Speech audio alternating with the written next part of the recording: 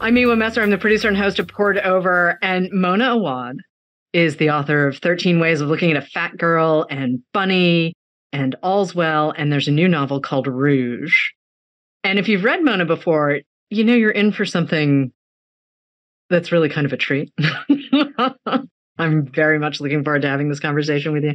And if you haven't, well, I hope you'll stick around because we're going to have a really interesting conversation about beauty and a lot of other things. But anyway, Mona, thank you so much for joining us on Poured Over.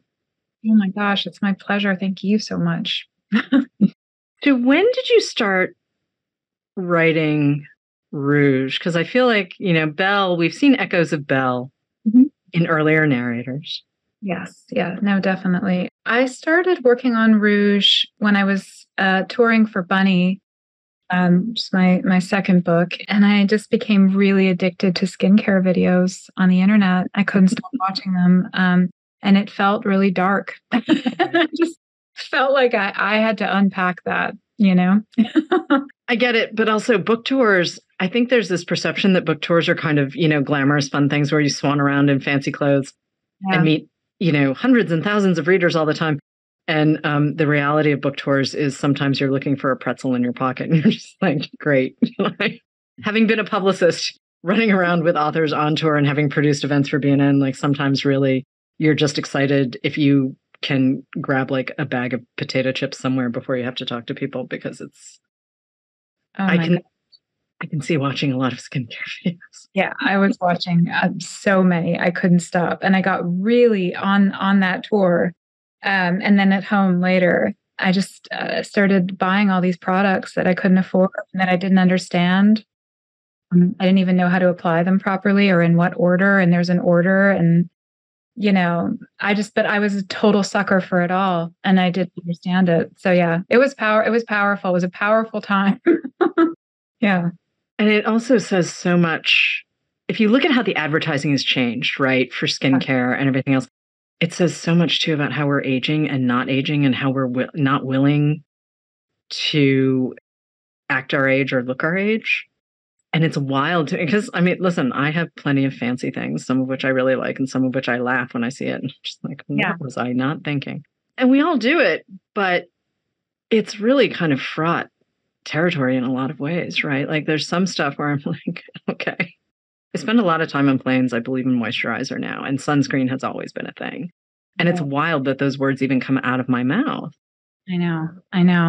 I really discovered sun care very, very recently. Like I'm so now I'm really, really into it. And that might be the thing that stuck out of everything that I kind of subjected myself to while I was working on Rouge. The sunscreen has stuck because it's good stuff. You can't argue with it. It's true. It's totally true. But part of what I love about Rouge, and for me, it was a really quick read. Yeah. Oh, very good. Propulsive. Did not want to put it down. Was actually a little annoyed when I had to do things like empty the dishwasher and live my life.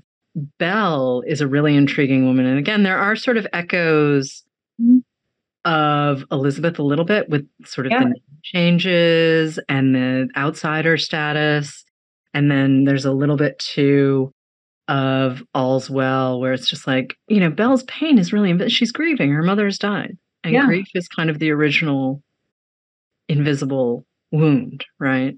Absolutely. Absolutely. So in some ways, it makes total sense that she would be obsessed with the surface, right? In order to cope, but maybe also in order to just avoid too. She's a very, in some ways, a really innocent soul, maybe more innocent than any of my other narrators. Yeah. Yeah. I can see that, actually. Is Belle the first character who showed up for you, or did you sort of know what you wanted to play, the scope of what you wanted to play with? Oh, that's a great question. She was so interesting because at first I could only see her from the outside. And normally when I start writing a novel, the first thing that happens is I hear a voice. It's a very, very strong voice, and it's the voice of the main character. Okay. But with Belle, I saw her before I heard her. So I thought that was really interesting because this is a character who has a lot of walls. She's got a lot of shields. She's literally covered in 5 million layers of serum, and hiding behind big sunglasses. And so she was kind of a mystery to me, but she was the first thing that I saw. It was her moving through the world in a lot of denial. And you take her out of Montreal. Yeah. And you stick her in very bright, very sunny San Diego. Or I should say just outside of San Diego, just a tiny bit outside of San Diego, right on the beach. You physically put her in a place where she would not have chosen to be. And this is her mother's apartment. Yeah, that's right. That's right. It's a really fraught place for her. It's right on the edge of the literal abyss, the ocean, the first mirror. And yeah, it's really haunted territory for her. She is not someone who enjoys the sun. She has learned from her mother to loathe and fear the sun. So yeah, for her, San Diego, it's the beginning of a gothic story. Right. A very sunny, sunshiny gothic story, which is part of the fun of Rouge. It really is. I mean, the things that you do and the things that Belle decides to do, but also the stories she tells us about her past. I mean, she and her mother didn't have the easiest relationship. You build in some fairy tale narrative. I mean, do we call it a haunted mirror?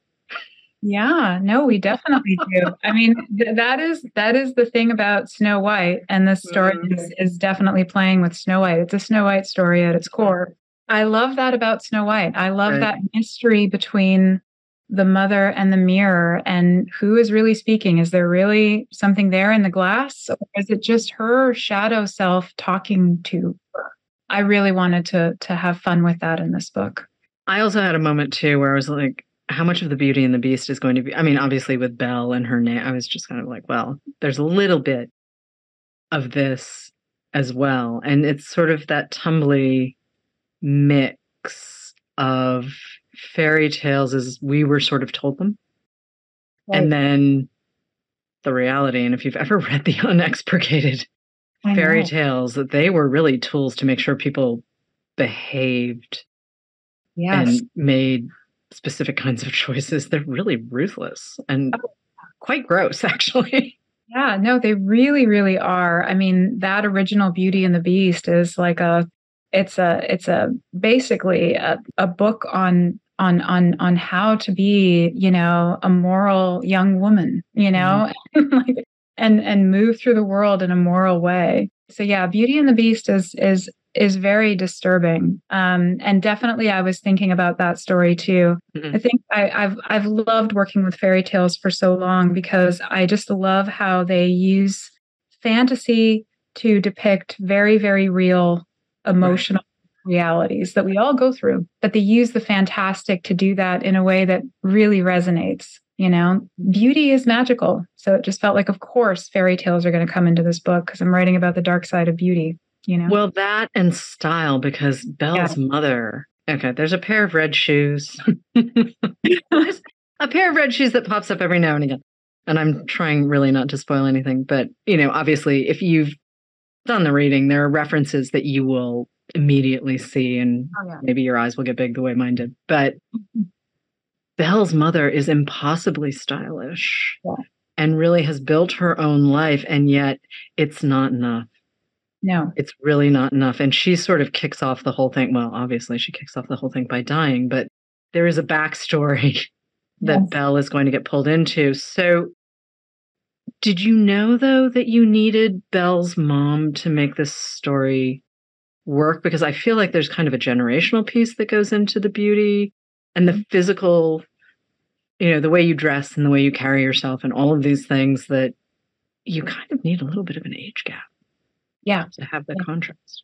Yeah, no, absolutely. And I think that's the thing about that Snow White that's so powerful. It's that psychodrama between the mother and the daughter, all of this tension, all of this unspoken stuff, all of this love, but all of these thorns too, right? Belle's mother is so stylish. Noelle is so stylish. And she's such a mystery to Belle. She's like a myth, the way that, your mother is kind of magical and mythic to you, right.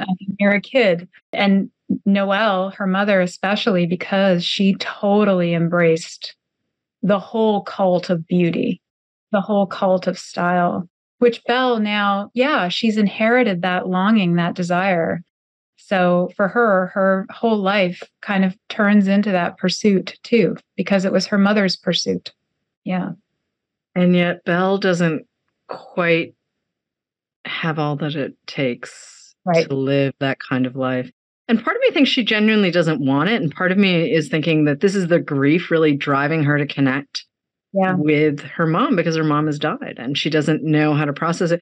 Because there's some choices she makes where I'm like, I think that's the grief. I really think that's the grief. But you do, and you've done this across the books, but especially in Rouge, you have a way of using language to represent memory and transformation in ways that are really tricky and really smart and propulsive, which again, you don't always get in this kind. I mean, you're doing a lot in this book, but I really do want to talk about language because I feel like you're one of those people who works at the sentence level. And if the sentence is not working, something happens. And whether that's an edit or you walk away for a moment and come back. But can we talk about language and craft for a second? Yeah, of course. Of course. For me, it's all about getting that voice right. I just need to keep that voice. In some ways, it's very method. I have to believe that character. Otherwise, I can't go on that crazy journey with her. I can't go on the wild ride if I don't believe, So getting the voice right is important, and language is a huge part of that. Just making sure that I understand every aspect of this character's consciousness. And this is a character who's, she's like all of us, she's buried a lot of stuff that she is living with. It's informing the way that she talks to people, the way that she interfaces, but she doesn't know that. But I had to find ways to show in the language that that's happening so that the reader knows. The reader has a bit of a clue and is maybe a little worried for her, as they should be. Oh, no, definitely was worried for her, but also really liked puzzling out. Because, for instance, there's a handyman who worked for her mom who I was very suspicious of at first, I have to say. Like, I was kind of like, this is not going to be Tad. I do not like you. I don't know why you're here. This is weird. Hot. He's hot, though. Yeah, well, and hot is good. Hot's good. But it's all good. But I had a moment of, And yet we do see the evolution, not just of Belle's relationship, but also sort of his relationship with her mom and his relationship with the world around him. And I don't think I'm really spoiling anything by saying, because it's made pretty clear pretty quickly that my suspicious take on the dude in the living room was in fact not right. But I do love puzzling that out and sort of connecting Belle's interpretation of things to his, or when Belle is telling her story of her childhood and whatnot, and sort of piecing it together and comparing it what other people have said to Belle, because she's really complicated, but she misses a lot. I think she misses a lot, and everyone's unreliable. I'm not saying anyone is an oracle of wisdom that Belle isn't, but she's unreliable in a way that made me really need to know how this was all going to end.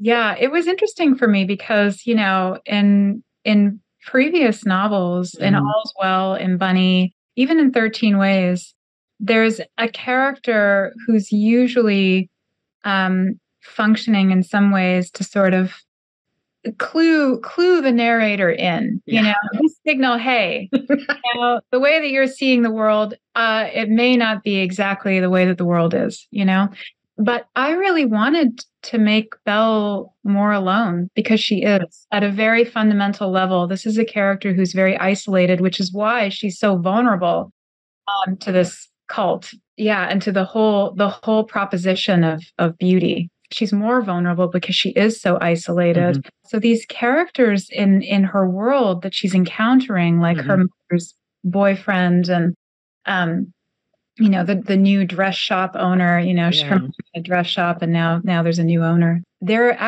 She perceives them as threats. Yeah. And whether they are or not, well, the reader's not sure because the reader is only looking at this world through Belle's eyes. Yeah. And it's a world where everybody is a little bit of a threat. The setting, I mean, anyone who's read Bunny knows that there's a cinematic feel to Bunny that goes back to, Heathers and The Craft and movies like that. Tom Cruise has a little bit of a role in Rouge. And I'm laughing about it because when I realized what you were doing, and also you kept calling out the snaggletooth, which was very funny. Tom Cruise has a role, but also there's a little bit of Eyes Wide Shut too, which I did see in the movie theater, and I can't tell you a single, I remember none of it. And I do remember being a little bored, which says more about me than the film. Kubrick fans, please, that says way more about me than the movie. But I was laughing when I realized what you were putting together. And I'm just wondering if we can talk about some of the pop culture influences that also flow into this book outside of the YouTube skincare videos. And Tom Cruise. I feel like you need to be in the right mood for a Kubrick film. First of all, you just need to be in the mood. And Eyes Wide Shut is, in many ways, it's an ask. It's an ask of its viewer. It definitely did inform Rouge, just in terms of the mood, the atmospherics of it, the cultiness of it, of course, and the Tom Cruise of it, of course. Because I knew very, very early on, Tom Cruise was kind of an instinctive choice that I made. I knew he was going to play a big role in the book before I even understood why. And it was only later that I understood just how perfect it was. I don't think this is too much of a giveaway. The 80s plays a bit of a role because yes, it does. Yeah, so we do revisit the narrator's childhood, and her childhood is in the 80s, the surface-obsessed 80s, and both she and her mother worship cinema. The movies are like another kind of mirror to these beauty-obsessed women, and who better to be emblematic of a kind of cinematic beauty than Tom Cruise at the time. And I love that his last name is Cruise, and that there's just so much water in the book, of course. So it all kind of seemed to work. And, she becomes obsessed with the movies. The movies are worthy of such obsession. I love the movies too. I had a crush on Tom Cruise when I was a kid. So it's a bit of a tribute to that, maybe. He was one of those instinctive choices. It just turned out to just work so perfectly for the novel that it was actually almost frightening. It was almost frightening just how perfect he ended up being for the book. And I love the tooth. I knew we were in for something a little different, partially because of the tooth. It's a weird detail to pull out, right? It's a fun detail, but it's a weird detail. And I was like, okay, yes, we have the beauty. Yes, we have the charisma. Yes, we have all of the parts, but we're not going to lose sight of the fact that we need all of the parts to make this work. And that includes the snaggletooth. And right. That's exactly right. And the music is so perfect. I listened to a lot of it when I was working on the book. I mean, I have to say, the last 100 pages were almost entirely written to The Dream Is Always the Same.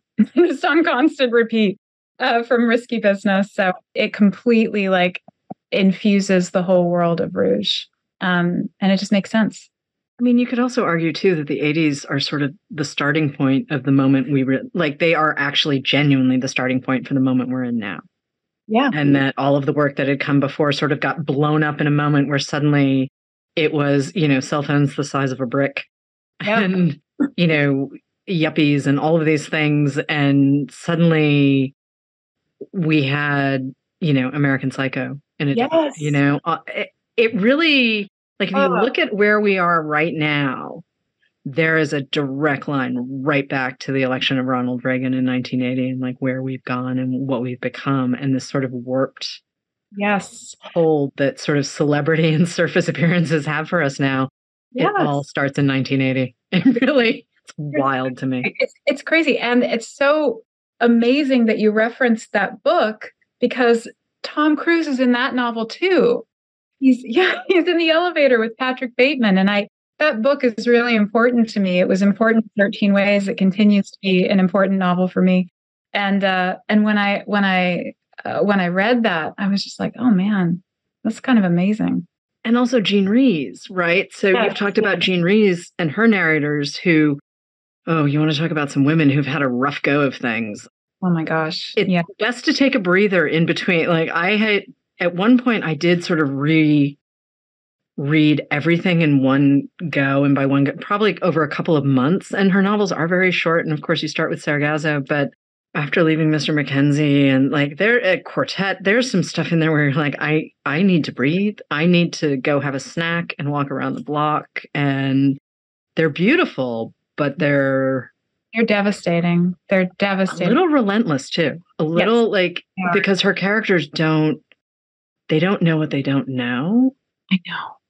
And as the reader, you're sitting there going, please just turn to the left, turn to the left, turn to the left, turn. They're not going to turn ever.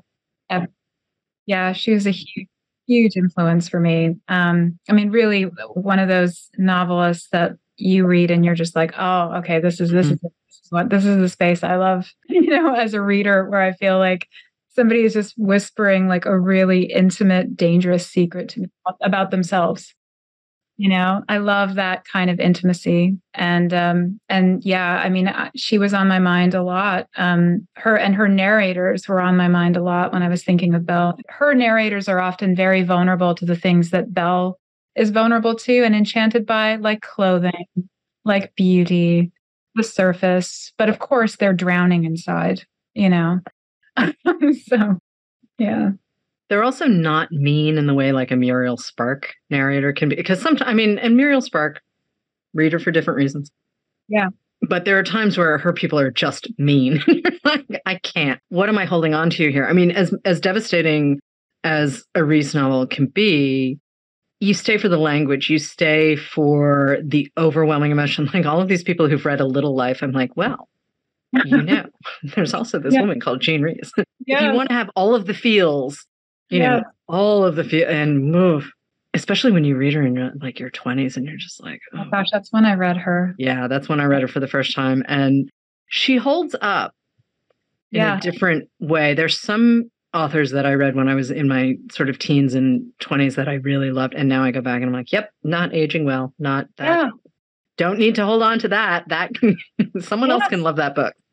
Yeah, no, it's so true. And when I revisit her, I have to say, for me, she stays. And I think one of the reasons why is because it's not perfect. It's not sealed. Like it's very raw, actually. And so it still feels alive. Really wildly ahead of her time. Sort of the way Jane Bowles and Virginia Woolf were in the way they were not just using language, but the things that they were willing to put out publicly. I mean, Rees was writing at a moment where what she was doing would have been considered like outrageously raw. It's just too public and too messy. And all of the things that now, like, people put more on the internet now than Jean Rees ever put into a novel. It's embarrassing. Like that, like her narrators confess to things that are very embarrassing. Yeah. But that's why I love them. Mm-hmm. Yeah. I love the idea that Belle is a direct descendant. Oh, she is. Yeah, she is. I was revisiting after leaving Mr. Mackenzie and Good Morning Midnight when I was. Oh, yeah. Yeah. Ooh, thinking about Good Morning Midnight for a second. I know. I think that narrator, I believe, I might be mistaken, but I believe she works in a dress shop. Yeah. I think she does. Yeah. So. I think you are absolutely right. Yeah. That's right. And the idea, too, though, that somehow femininity could save Belle's mother. Yeah. That sort of pops through both the backstory and the glances that we get through Sylvie, her business partner, or the new dress shop owner. It feels hard for her. Yeah. And that, she's caught up in this idea that if she doesn't present herself a certain way, she won't find love, she won't find a job, she won't be able to do her thing. But none of that defines her motherhood or being a mother for her. It's all about the outside world. Yeah. She's got her own cracked mirror in the closet. Yeah. Yeah, I mean, I think it's so true. I mean, her relationship to Belle is so it's so fraught because, she is also white and her Mhm. daughter is mixed race. Right. And I think she feels like she wants her daughter to feel comfortable in her own skin, but there's only so much she can do to, I think, really occupy that skin with empathy because it really isn't her experience, and she is so wrapped up in her own surface. As much as she intends, I think, good things for her daughter, she it doesn't always go that way, you know. Her heart's in the right place, but at the same time, she does really think that the right dress will fix everything that Oh ails yeah. Belle. Like, just brush your hair, sweetheart. Brush your hair, you'll be fine. And it's like, well, actually, you gave me a hairbrush that won't even go through my hair. Through it. Yeah, no, it's true. Right? Like Yeah. that. It's little moments like that. And you can be as well intentioned as you want to be. But yeah, she genuinely, there are moments where she really, really does not No. understand her child and Yeah. doesn't understand what her child needs. And it really, I'm trying to think of the name of the author, but there was a memoir years and years ago called Mommy Dressing. Oh, it sounds good. And yeah, and I mean, and tiny. I mean, tiny word count, tiny trim, possibly out of print now. But it was a similar thing. It was this woman's mom, I think was at one of the women's Oh, okay. magazines back in the day kind of thing, like in the heyday in the 50s and 60s where, that was a thing. Right, right.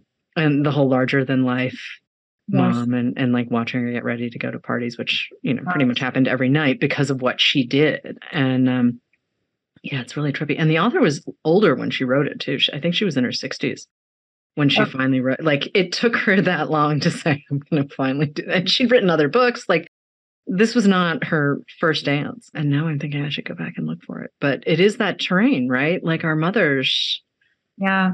I mean, that's it. That's why I wanted to write the book, really. I mean, I feel like that Snow White story is like it's a tale as old as time, but occupying it from the kid's perspective and looking at a mother more magically and as a threat is just it's so interesting. And I think it's also something that is so universal. It's like the other side of the same coin as the Snow White story, right? So it was really, really important to me to kind of occupy the perspective of a child and revisit that incredibly charged, mysterious dynamic between the mother, the mirror, and the daughter, really instrumental in pitting the two of them against each other.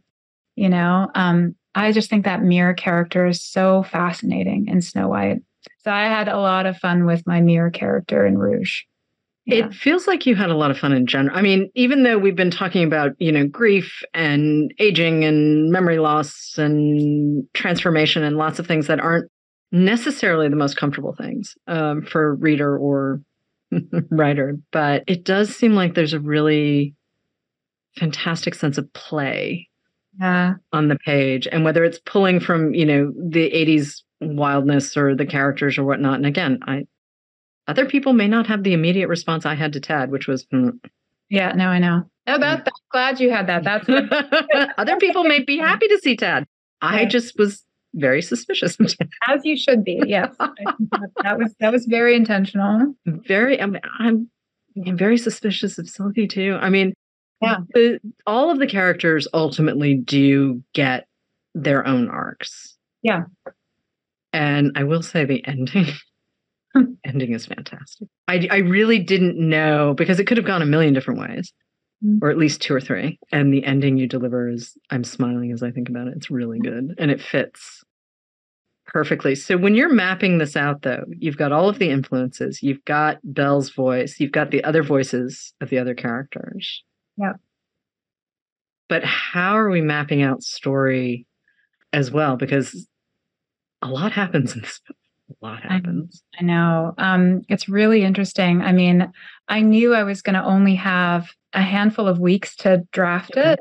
And that was over winter break between semesters because I teach. And so I went away to Provincetown by the other ocean, the Atlantic, and I stayed at a motel and just plotted out the first chunk of it and just kind of thought about the story just in broad strokes. And that's all I took with me to La Jolla, where I wrote it in 5 weeks. And I have to say, the last 100 pages, just I wrote them in just a fever dream. The story, once I knew the first third, the rest of it just kind of unfurled very organically because all of the components of it lead you to the end. And I will say this always happens for me with a novel. I know it doesn't happen for everybody, but I see the last image usually. Okay. Yeah. Okay. That makes a lot of sense to me. But 5 weeks, I mean, that's a lot. Yeah, I mean, 5 weeks. I know. It was exhilarating. Like, it was really, truly one of the greatest creative experiences I've ever had. Not all of them, are like that, but it was just, it was so, and I was really inside it. Like, deep inside. I mean, I was listening to The Dream Is Always the Same pretty constantly, and just smelling the roses, going down the way of roses, by the ocean with the sunset, and it's all there. It's all in Rouge. So, there's that state park, the beach, the state park at La Jolla. Yeah.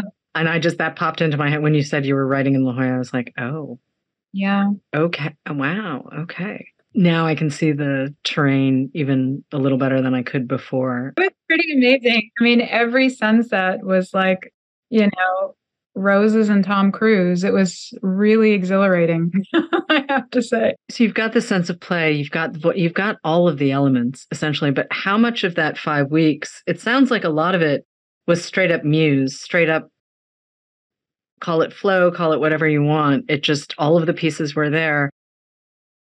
But doesn't it take discipline too, to know that this is actually the way it should be working and it's not just chaos on the page? Yeah. It takes a lot of giving permission, a lot of staying seated as well, and just like working 7 hours at a stretch, which I did do, so that I could get to the end. I just wanted to get to the end of the story before I left, before I got on the plane back to the dark north. So yeah, I just gave myself permission. It didn't have to be perfect. I just needed to kind of get the bones of the story down.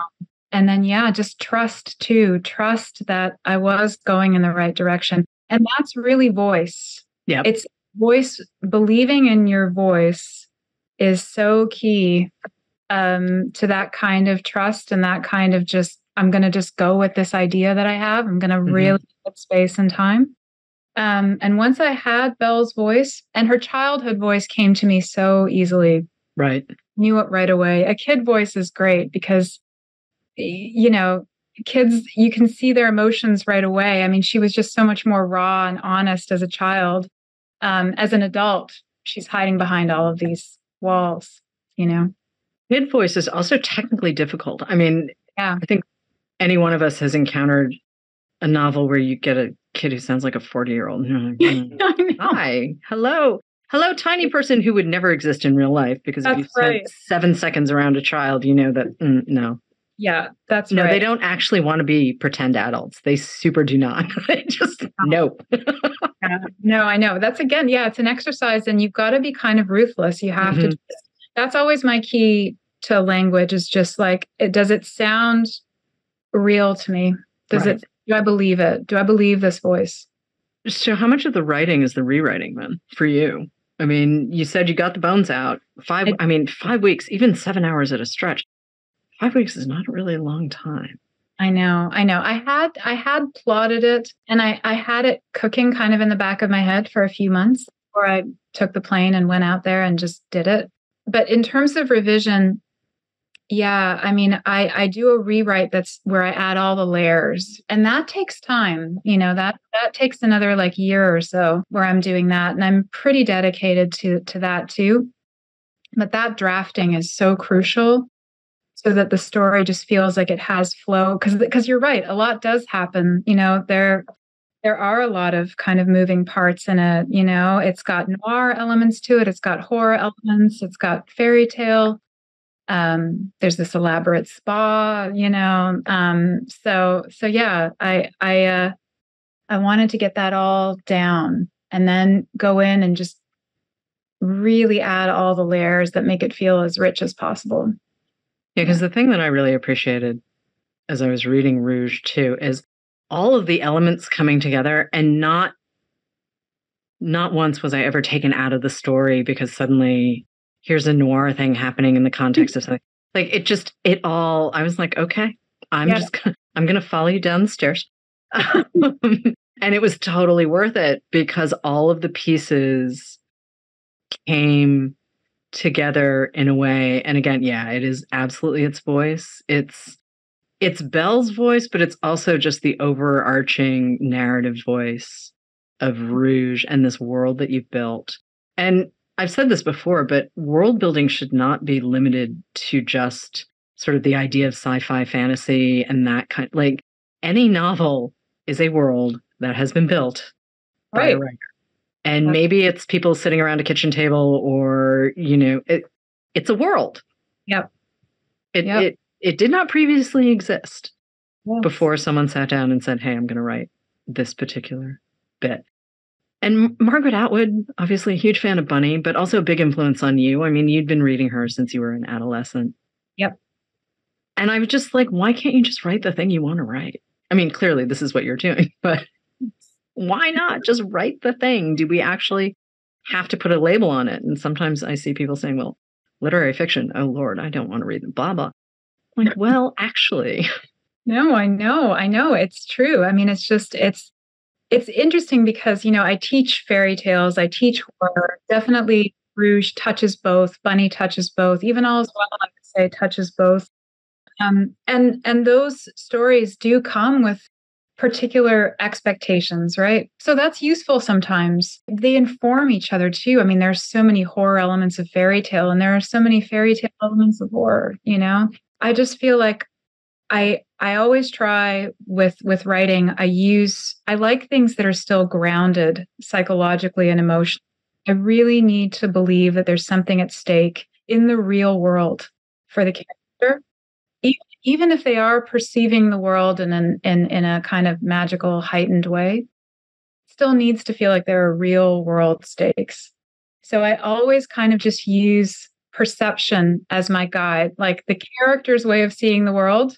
Well, it might involve bunnies turning into boys. It might involve, in Rouge, it might involve a mirror talking to you. That's the key to making those different elements from different genres work in a single story. It's just thinking about the character and how they see. Yeah, there's a moment that Belle has in the dress shop that Sylvie now owns. It can be read one way, right, as the story elements that are happening, and in another way, it can be read as the story of a young woman who's losing her mind because her mother's died. Yep, exactly. I felt for everyone in that particular section of the book. There was no good, because you could see Sylvie trying to deal with the situation and completely not understanding, and Belle just thinking, oh, here I am. This makes perfect sense. And grief is a weird thing. Grief is not meant to be managed. It's not meant, you just kind of work your way through until you get to the other side. And that takes a million different forms for a million different people. But I love the idea that you're keeping it grounded. And I never felt like I was being told like a Shaggy dog story. Do you know? Like, I figured we were always going to get somewhere that I wanted to be. Right. Whether I was comfortable or not, I knew I wanted to be there. But the idea that we're talking about so many different layers and levels, and yet I was just like, okay, I'm going to follow you. I'm just going to see what happens. Oh, I love that. I'm so glad that you did. That's kind of what I did as a writer. I just said, okay, I'm gonna follow you, and I'm just going to see where you lead me, and I'm going to trust. And that question of like, is it really happening? Is it in her head? That's that is the tension of horror, right? And they're both such scary propositions. If it's all in her head, well, yeah, she is losing her mind, and that is terrifying. Or if it's really happening, what does that say about the world? We don't understand its rules anymore. Right. And then what I really enjoy doing, and I think that's the thing I love so much about horror, and this book is definitely flirting with horror. It's not, it doesn't let you have certainty. Like, it could be, or it could be. They're both possible in this world, and they're both terrifying. It also mimics the experience of a lot of women, though. I mean, Yeah. whose story gets believed? I mean, certainly when we're talking about physical pain, the thousands of different interpretations that happen are wild, one, to begin with. But the idea that someone living in their own body can't actually explain or present something that they're experiencing because someone else just doesn't believe them. And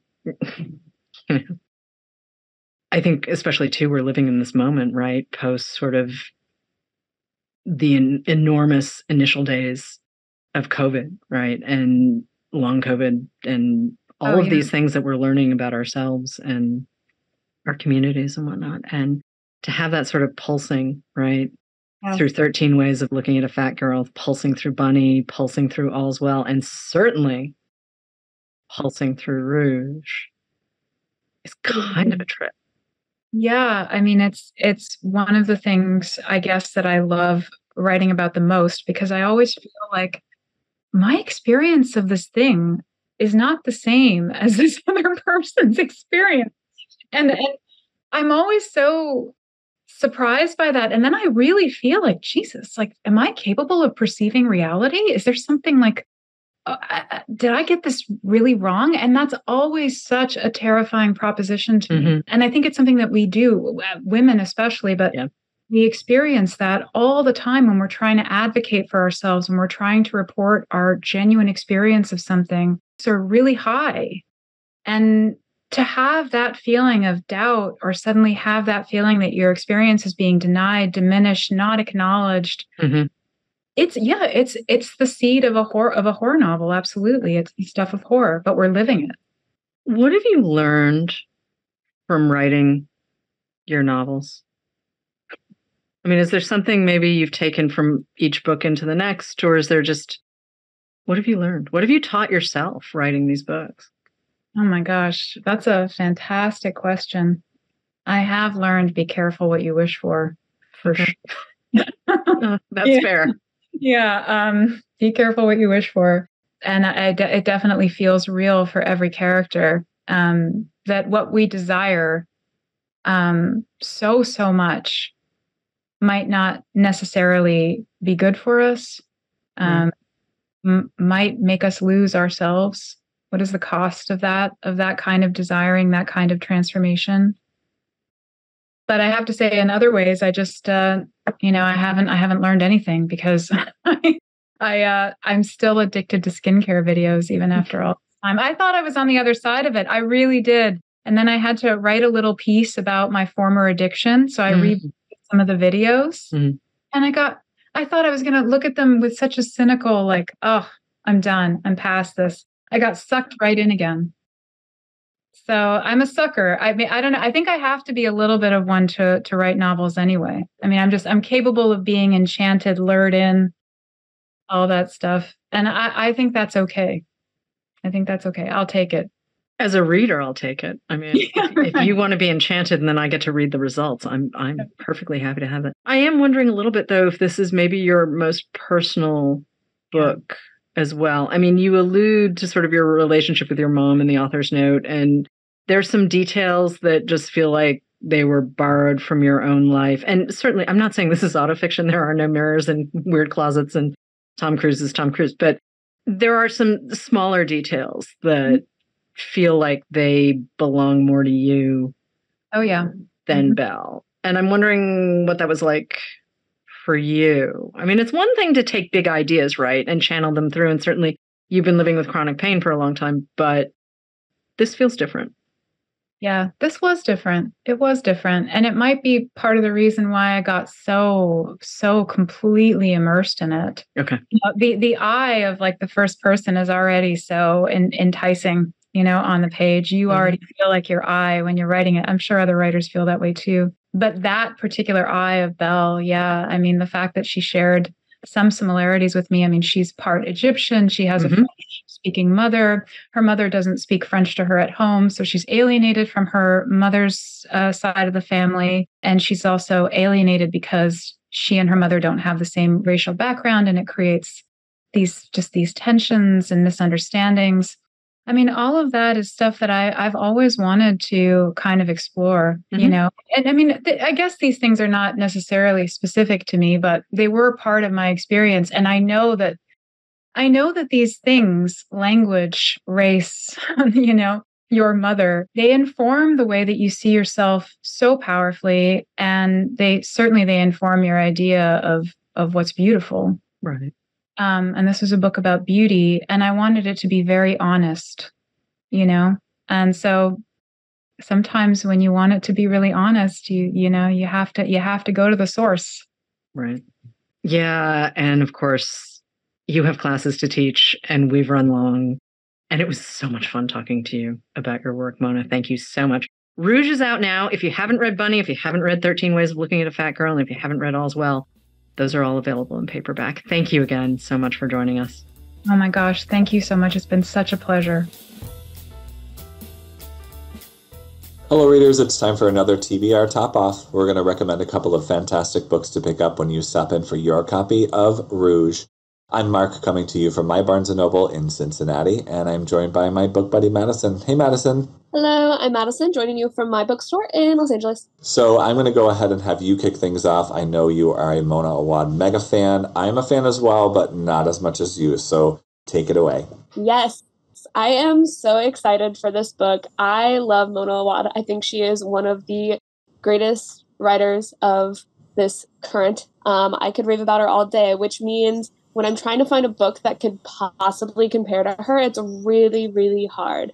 But I think I might have found one, and it is Mayfly by C.J. Lee. This is this author's debut novel, and I'm reading it right now, it is mind-blowing. What I think these two authors do so well is their characters. So their characters are written in such an unnerving and disturbing way, but it's also so beautiful and so compelling that these characters will get under your skin, but you want to keep going. It's mind-boggling. And I think both of these authors do that so well. So in Mayfly, you are following Maeve, and she's she's got the best of both worlds going on. She has light and dark. So you see her by day, she is a princess at the happiest place in the world, but then by night, she's kind of this phantom, not necessarily sultry woman, but this woman who haunts the Sunset Strip. You'll find her in that smoky, rundown, run-of-the-mill bar, reading a book. She's on the outside, she's really, really intriguing. She seems so calm and collected and put together. But then you get in her head because the book is from her point of view, and you're just whoa, this woman's thoughts. It again is so, I use the word unnerving a lot because that's what it is. You're I have never met someone who thinks like this, but I'm now in this headspace and I'm gonna keep going. In the book, she compares herself to a wolf, and society is full of sheep, but as a society, you want to be a sheep so you fit in. But at her core, she is this wolf, and you just kind of follow her around as this inner rage just boils and boils and boils throughout the book, just waiting for her to pounce. The best way to describe it is she's this coil, and you don't know, and you don't really, there's no lead into when it's going to break, and you're going to see that snap, and you definitely don't see that snap coming. And when you do, you're oh, okay. Was not expecting that. Thought we were having a normal Tuesday, but no. And I think that is just such a powerful thing for an author to do, is hide that predictability of a character. And it's something I think both of these authors do so well. I will give a trigger warning for this book, if you are not a fan of someone who likes gore or really descriptive, like gory scenes, I may pass it up because it does get gory. It is in the horror genre. I think the gore, again, is written in a really, it's going to sound really weird, beautiful, like prose and way. Like she does it really, really well, and it's really, really descriptive. But because it's really descriptive, if you're not a fan, you might want to pass this one up. But I think this is definitely a contender for my best book of 2023, which is saying a lot because Rouge is coming out. So, I mean, CJ Lead has a lot to live up to, but that is why I chose Mayfly, because this character is one of the most compelling characters and such a great example of feminine rage done well. And I think that's really, really important because you don't see like an explosion of anger that's usually portrayed. You see this like internal like strife and rage, and you would never expect it if you met this woman on the street, which is why I think Mayfly would pair so, so well with any book by Mona Awad.